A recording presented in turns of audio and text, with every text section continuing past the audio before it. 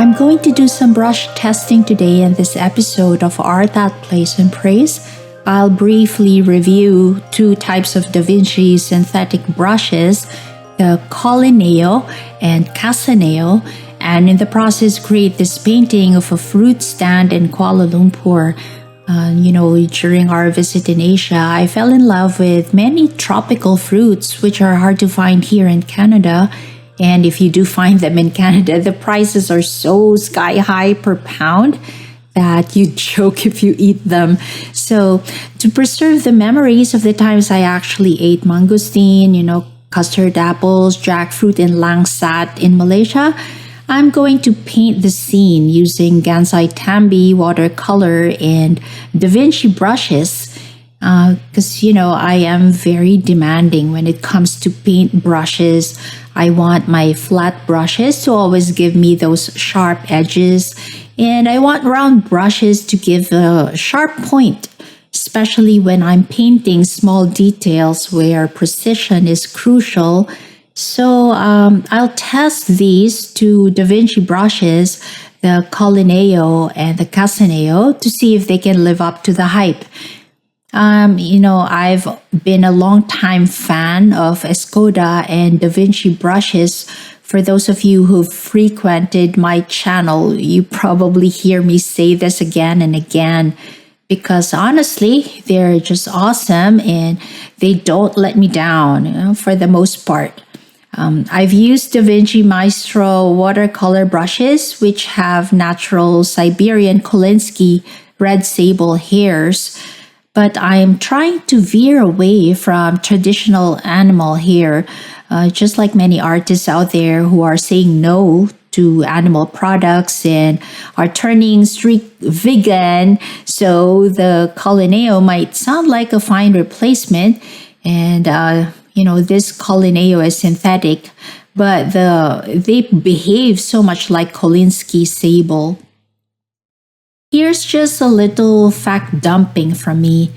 The Da Vinci Maestro brushes come from the bushy tails of male Kolinskys, which are weasel-looking animals found in Siberia. Kolinskys belong to the same Mustela genus as the mink, weasel, and polecat. These animals also live in Manchuria, northeastern China, but Da Vinci distinguishes its Maestro brushes by stating that it's Siberian Kolinsky. The Kolinsky tails are about 8 to 10 inches long and are reddish brown in color. The hairs are said to cost 3 times the price of gold by weight. That's why brushes made of Kolinsky will break your wallet. They're really so expensive. Now, brush makers use a fine-tooth comb to remove all the fluff, all the fluffy wool from Kolinsky fur. And that's done. After that's done, this hair is what's left. This is what the real animal hair looks like. It's reddish brown. Now compare this with the Colineo, which is a synthetic version of the Kolinsky. And you can be fooled because look at how similar they are. The brush color is almost alike. They may look alike though, but will the Colineo perform just as beautifully? So that's what I'm trying to find out with this painting demo.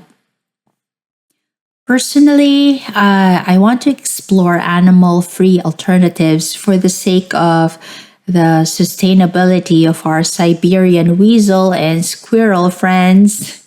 Da Vinci's Colineo and CASANEO are both synthetic, like I said, but Da Vinci manufactured the fibers in such a way that they perform so much like their natural hair counterparts. CASANEO works like Kazan squirrel brushes. They're soft and thirsty, which means they can drink up lots of liquids in their full bellies. And Da Vinci brushes are handmade in Germany, by experienced brush makers. According to the manufacturer, they meticulously supervise each step of the production process, and every single brush is inspected before leaving the factory, so this assures us of quality.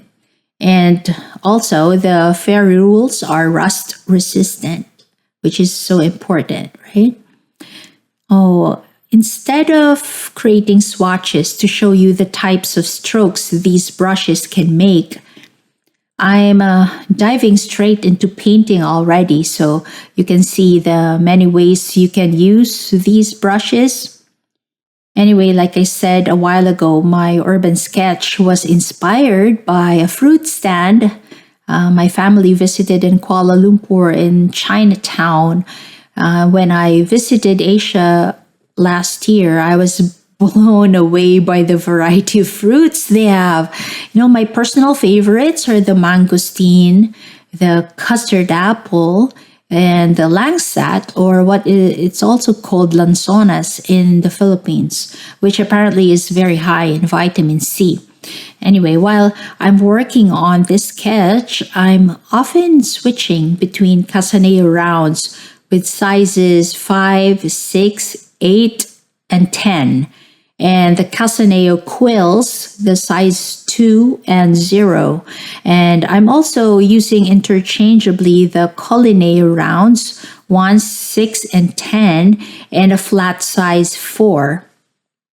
And as you can see, my urban sketch has so many small details, so small, like the fruits and the tiny words on the signages, the parking and the visa and all these markings here, and the fruit crate markings also.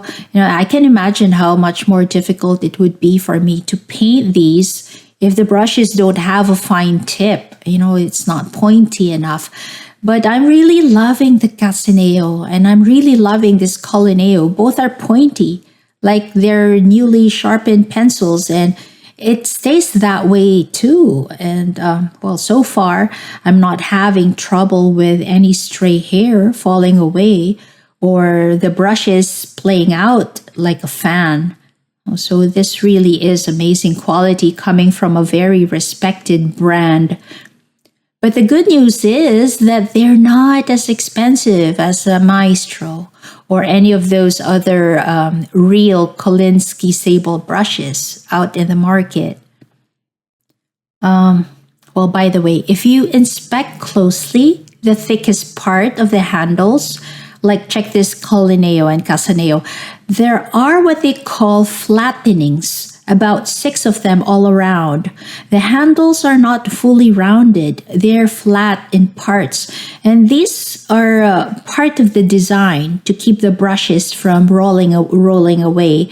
And it's those subtle features that add value to a Da Vinci brush. Artists may not notice them at all or at first, because honestly, you have to feel the flat sides with your fingers to actually realize they're there.